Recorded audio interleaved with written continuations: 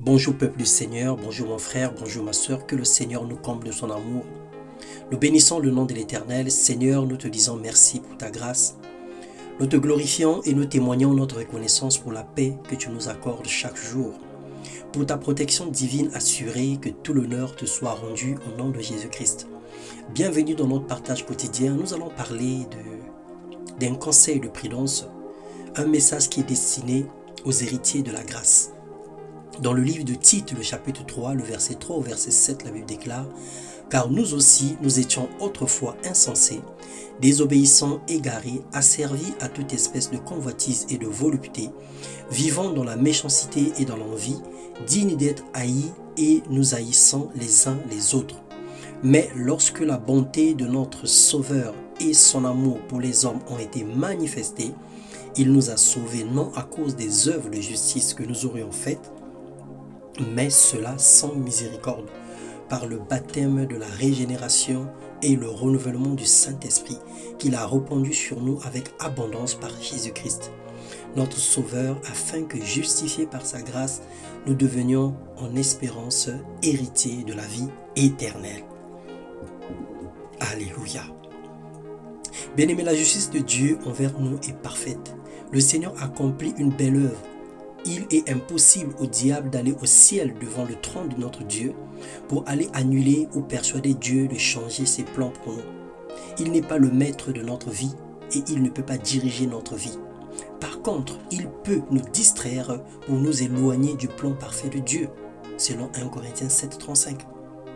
Et la Bible nous déclare que le voleur ne vient que pour voler, pour tuer, pour détruire. Mais moi, je suis venu afin que les hommes aient la vie et qu'ils les aient en abondance. Ça, c'est la volonté du Père, selon Jean 10, 10. La tactique improvisée du diable couramment utilisée est la ruse. Il amplifie de façon mensongère les épreuves dans nos vies, nous inflige des oppressions, il nous présente des distractions pour nous attirer dans le monde.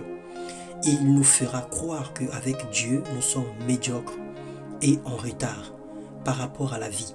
Il nous montrera la gloire du monde, la luxure et les convoitises en comparaison avec les galères de la vie chrétienne pour nous faire croire que Dieu n'existe pas. Le diable, il est menteur, il est rusé. Il va essayer de te dire que malgré tes prières, tu ne reçois rien de Dieu, alors abandonne, reviens dans le monde. C'est pourquoi, bien-aimés, saignons nos reins de notre entendement. Soyons sobres et ayant une entière espérance dans la grâce qui nous sera apportée.